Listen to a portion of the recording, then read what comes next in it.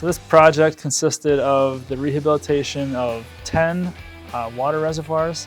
The reservoirs contain treated drinking water that's ready for distribution. The reservoirs themselves consist of either concrete below-grade structures or above-grade steel tanks. We could have at any point 30+ team members on site.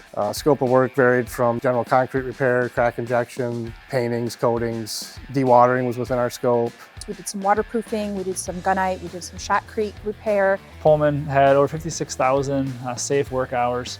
We had 28 different subcontractors on the contract.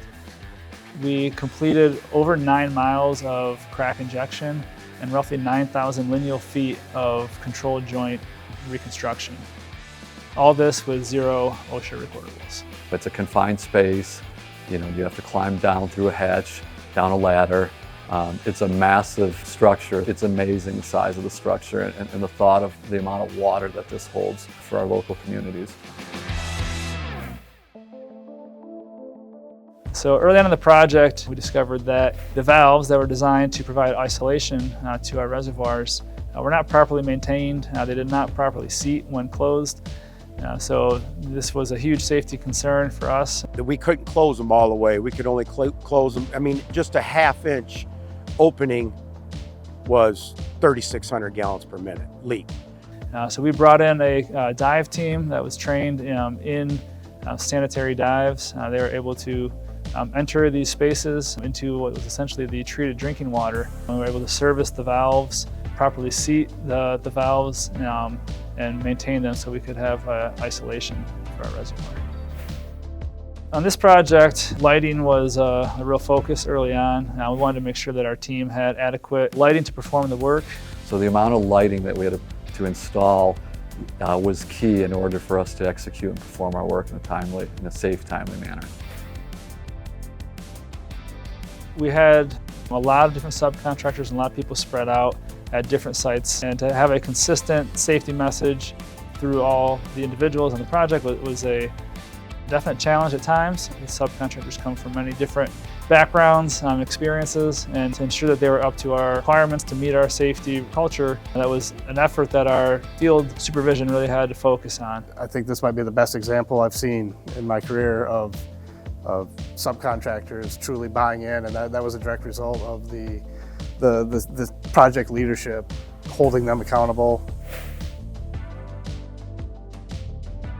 We made sure that we planned and executed down to the minor details. It was a constant line of communication, and if there was ever changes or changes in condition, the team would reset and adjust the plan or would come up with a different solution in order to perform the work. No matter which site you went to, whether there was 5 guys working or 25 guys working, every site was completely in compliance, well organized.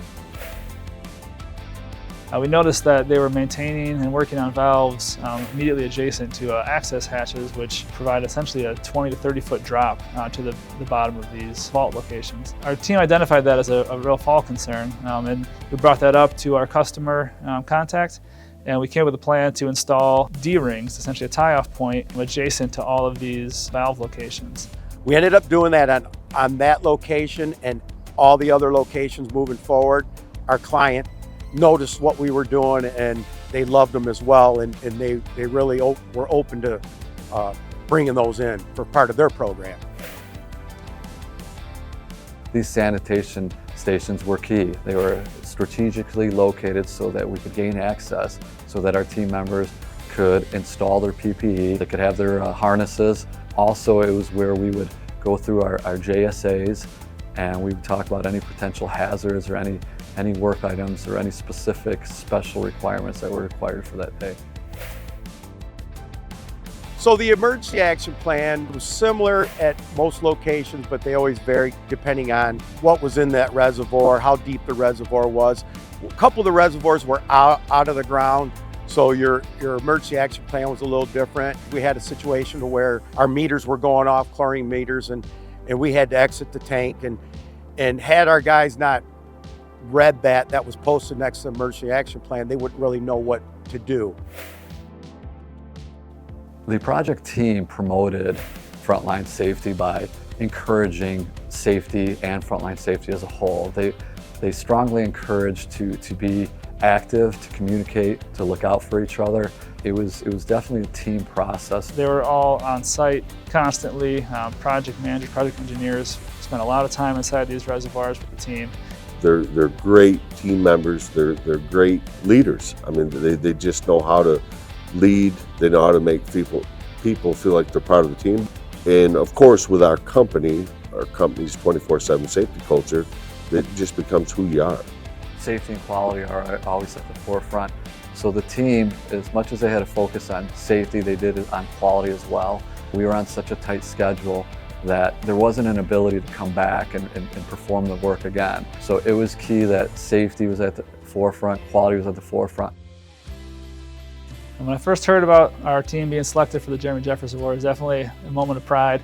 Nice to be recognized for the effort that went into such a long duration and involved project. To be involved in something that is recognized on that level from this company is it's very humbling. I was very happy because it showed the guys that put time on this, that everything that what they were involved with, people were really paying attention to the safety on this project to win a substantial award like that. Extremely proud of our team members. I know that they were proud. I know that we're all honored to win this award. Definitely a proud moment to win the Jeremy Jeffers Award. Yeah, I mean, you get bragging rights for the year over the rest of the Pullman business line, so that's great. I'm always proud of our team here in Detroit. We definitely are a big team, and we definitely a close team, and nothing makes me prouder than when we are safety conscious and being rewarded for that. Well, Pullman just made a big impact on not just our work lives, but our personal life for 24/7 safety. There's no job too big, no job too small. We're such a diverse company. When there's work that we can't do, we can find a team to help us. There's never reason to be intimidated by a job, no matter the size or the scope. I think at Pullman, we're definitely up to the challenge and excited for the future.